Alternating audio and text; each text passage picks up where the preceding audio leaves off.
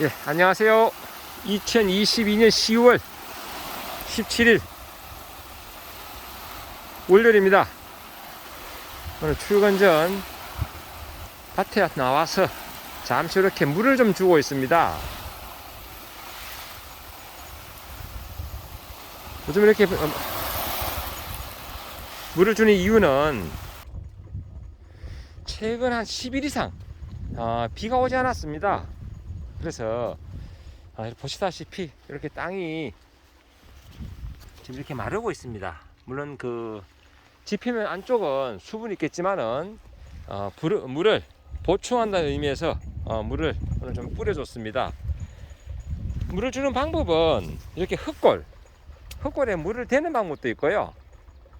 이게 지금 그 비닐 멀칭이 되어 있기 때문에 지금 이렇게 물 뿌려주기 식으로 물을 주게 되면 배추는 잘 알다시피 잎이 이렇게 모아집니다. 모아지다 보니까 여기에 맞는 물들이 안쪽으로 몰려서 결국은 뿌리로 흘러 들어갈 수 있도록 그렇게 되어 있다. 즉 아래쪽은 병목 현상처럼 깔때기처럼 모아지는 그런 원리이기 때문에 위로 이렇게 뿌려줘도 배추는 그 물을 충분히 먹을 수 있다라는 말씀을 드려보고, 참고로 물 주기는 언제까지 해야 되느냐 이런 질문들이 있어요.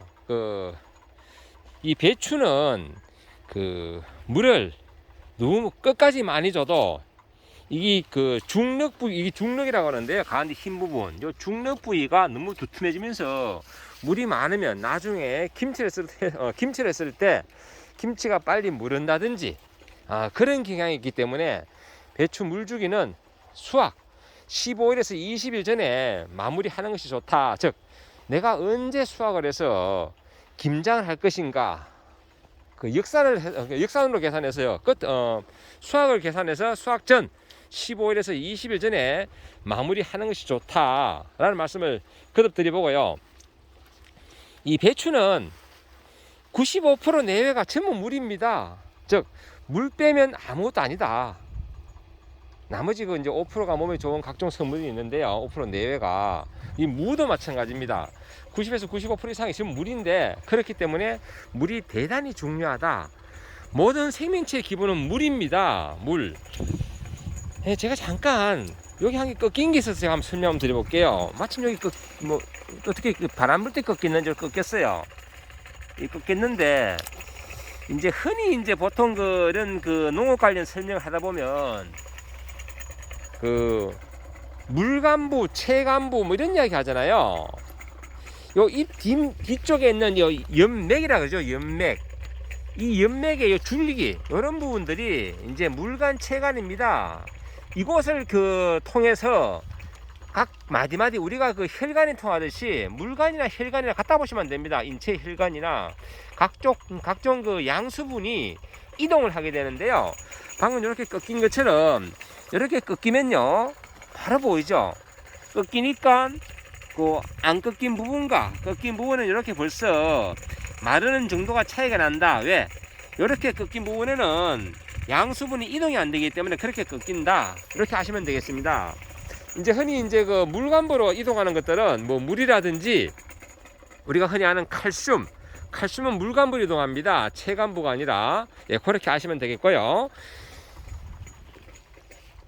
이제 요 시기에 이제 가장 비대가 무도 왕성할 시기고, 이제 배추도 이제 알 차는 정도가 아주 가장 중요한 그런 시기입니다. 요 시기에 물이 부족하다 그러면 이거 심각하죠. 그러니까 요 시기에 비 오겠지 뭐 괜찮겠지 생각하지 마시고 물을 주시면 되고, 물 주는 간격은 요즘 10월달 같은 경우는 나돈도도 많이 안 올라가고 그러기 때문에 요즘 같은 경우는 일주일 내외에 한 7일 그런 간격으로 한 번씩 확인하시고 물을 주시면 되겠습니다.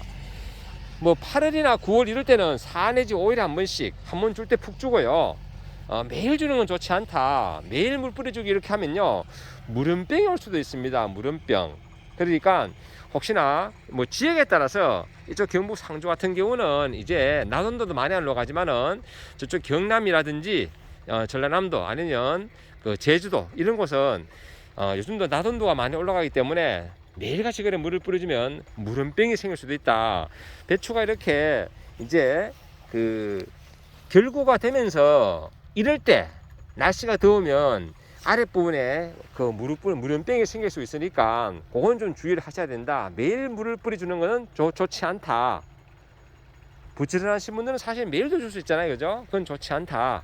그리고 이제 이렇게 위에 물 뿌려주기 힘든 분들은 이렇게 흙골에 중간중간 골을 막아서 물을 주는 방법도 있습니다. 이때는 물을 약 한 10분 정도 대주고 지나가는 방법, 또 다음 단계 물을 주고 이렇게 단계적으로 주는 방법도 있다라는 말씀을 드려보고, 오늘 이렇게 물주기의 중요성에 대해서 한 말씀 드렸고요.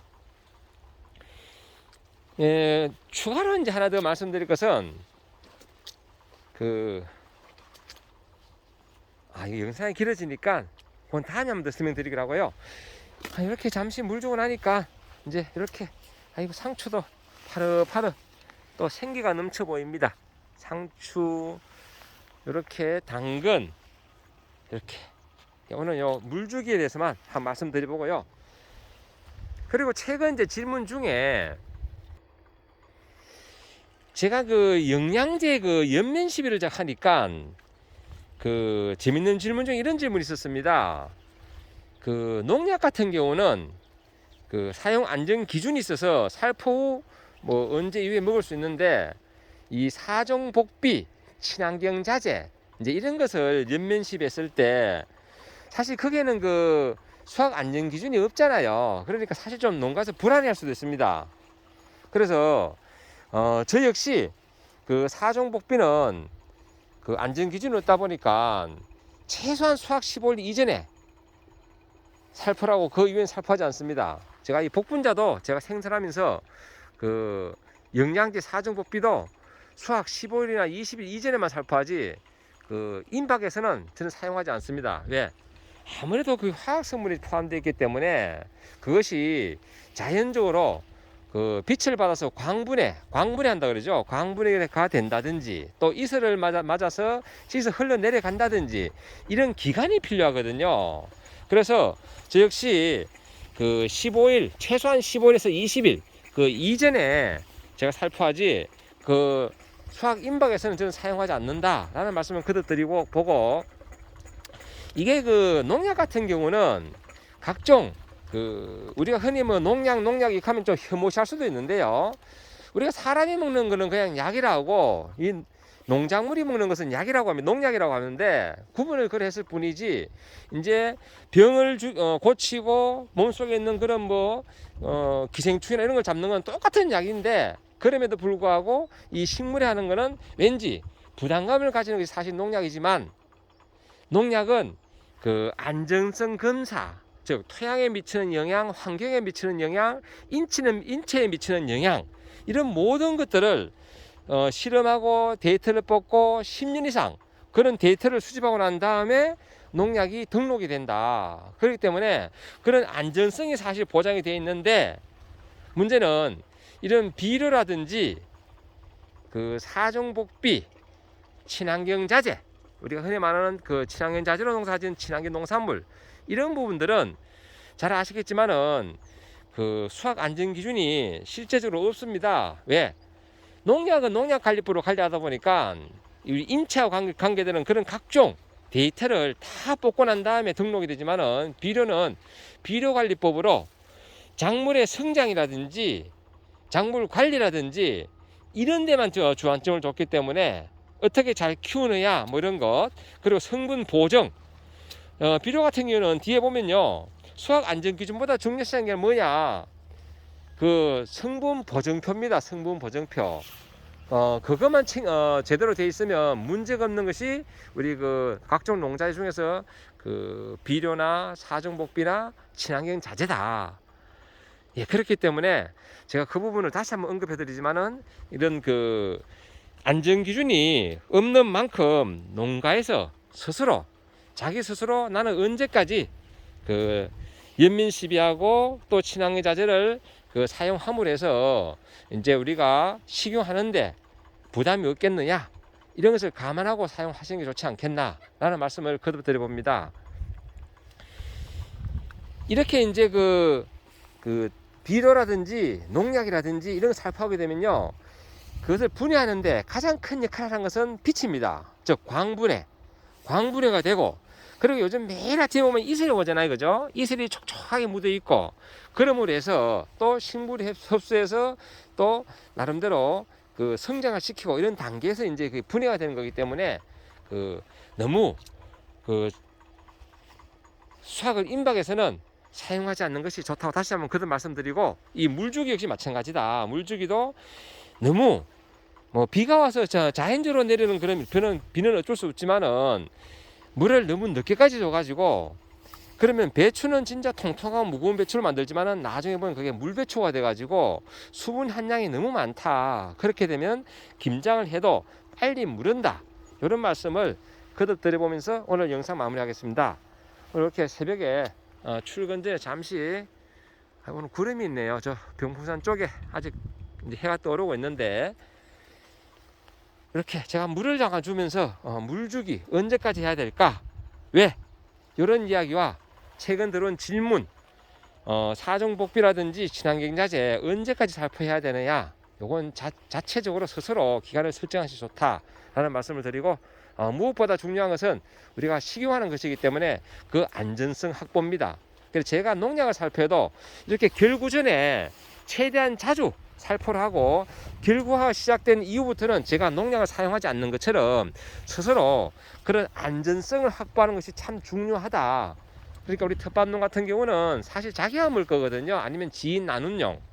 뭐 대농 같은 경우는 뭐 또 그 영농 방법이 좀 달리 할 수 있겠지만은, 저희들 같은 텃밭농은 그런 것을 염두에 두고 그 물주기라든지 뭐 농약을 친다든지 사종복비 연면시비를 한다든지 그렇게 하시면 되겠습니다. 오늘이 10월 17일이니까 저 역시 이제 한 3, 4일 뒤에 이 맛있는 배추, 알찬 배추를 만들기 위해서 이제 인상가리 제품 제가 한번 보여드렸는데요.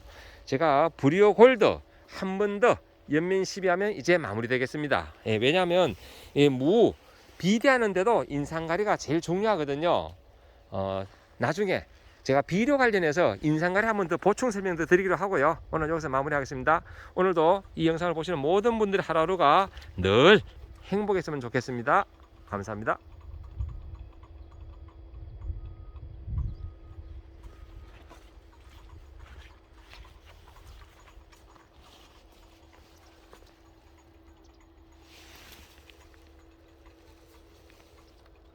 이렇게 폭이 사이가 대략 한 45cm 내외 되는 거는 아무래도 폭이가 알차는 정도가 다릅니다. 그리고 조금 이렇게 좁은데, 이런 좁죠. 이렇게 되면 벌써 알찬 정도가 다르다. 제가 이렇게 좁게 심은 이유는 저는 너무 알찬 거 별로 좋지 않게 생각합니다. 김장을 해도 꽉 차게 알찬 거보다는 조금 한 80% 정도 알찬 거, 그게 사실 더 맛있거든요. 오늘 이렇게 영상 마무리합니다.